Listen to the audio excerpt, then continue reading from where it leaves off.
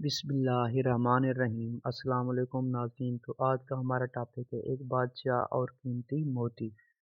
पुराने ज़माने की बात है, एक ताजर तिजारत की गर्ज से बगदाद पहुंचा। पिछले वक्तों में तिजारत का ये कानून था कि ताजर जिस मुल्क में तिजारत करने जाता, सबसे पहले वहाँ के बादशाह से मुलाकात करता, अपना सारा सामान तिजारत दिखाता और इसकी खूबियों से और इनफरादियत से आगाह करता।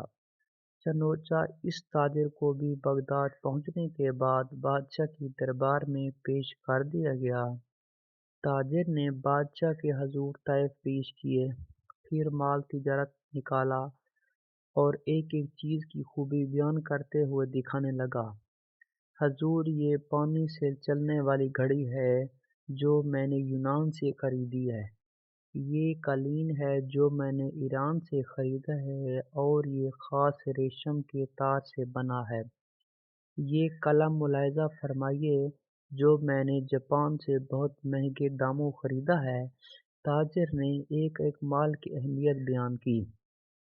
बादशाह ने मुस्कुराते हुए कहा, बहुत खूब, तमाम चीज़ें बहुत उम्दा नायाब हैं जो तुमने ईरान, यूनान और जापान से खरीदी हैं, लेकिन ये तो बताओ कि तुम्हें हिंदुस्तान में हमारे शान कोई चीज़ नज़र आई?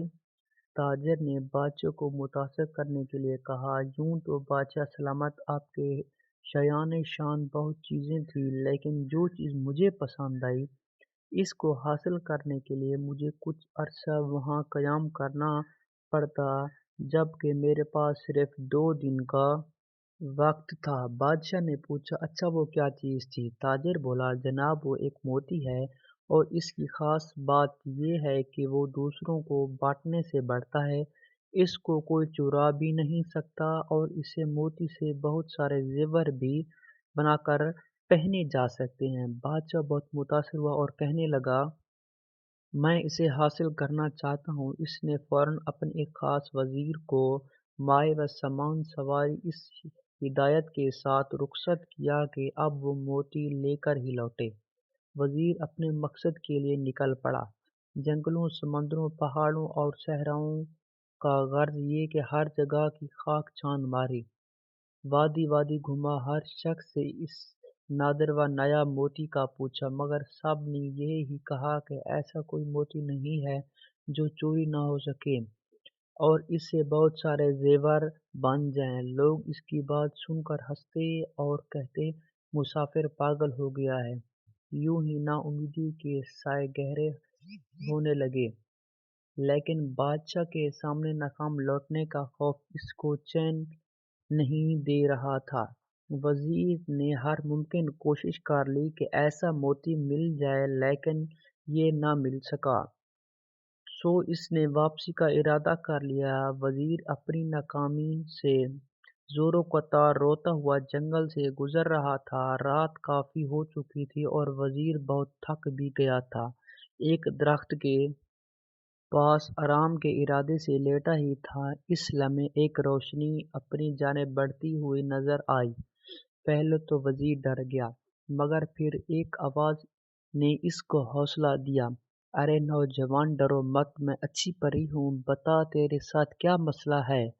तू मुद्दों का थका हुआ मुसाफिर मालूम होता है, बता मैं तेरी क्या मदद करूँ?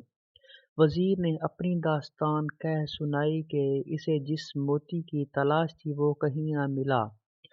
अब अच्छी परी वज़ीर के सामने आ चुकी थी और वो वज़ीर की बात सुनकर बेसाख्ता हंसने लगी। फिर बोली, अफ़सोस तूने अक्ल से काम न लिया और महज़ एक मोती की तलाश में महीनों मारा फिरता रहा। वज़ीर बोला, अच्छी परी, मैं तुम्हारा मतलब नहीं समझा। वो बोली, भले आदमी, वो मोती दरअसल इल्म का मोती है, लेकिन तू इसकी ज़ाहिरी शक्ल को तलाश कर रहा है। इल्म एक ऐसी शय है जिसे हज़ारों नाम दिए जा सकते हैं। कहीं इसे फलदार दरख्त कहते हैं, तो कभी सूरज से तस्बीह देते हैं और इसे समंदर भी कहा जाता है, लेकिन इसे कोई चुरा नहीं सकता। लेकिन इसे ज़ेवर बनाने वाले सिफ़त? वज़ीर ने हैरत से पूछी।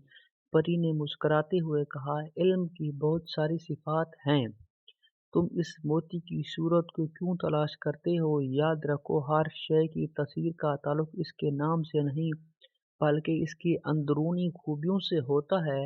اس طرح علم بھی ایک نایاب موتی ہے، جس سے یہ حاصل ہو جائے وہ اس سے ایسے ہی سج جاتا ہے جیسے انسان زیور پہن کر سج جاتا ہے، اور اسے کوئی چرا نہیں سکتا، بلکہ یہ تو بانٹنے سے بڑھتا ہے، گھٹتا نہیں۔ وزیر بڑے غور سے پری کی بات سن رہا تھا اور بالآخر اس بات کا قائل ہو گیا کہ واقعی علم ایک ایسا موتی ہے کہ جس کے پاس ہو وہ دراصل دنیا کا سب سے قیمتی زیور کا مالک بن جاتا ہے۔ وزیر نے پری کا شکریہ ادا کیا، جس کے بعد اچھی پری وہاں سے غائب ہو گئی۔ اب وزیر بہت خوش تھا اور اپنی کامیابی کے گیت گاتا ہوا اپنے ملک روانہ ہو گیا۔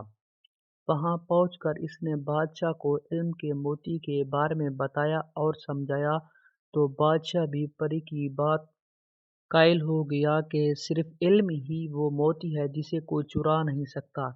پیارے ساتھیو، علم ایک ایسا موتی ہے جس کی چمک دمک زمین سے آسمان، فرش سے عرش تک ہے، اور علم کے اس موتی کی روشنی میں ہر انسان اسے کائنات کے خالق و مالک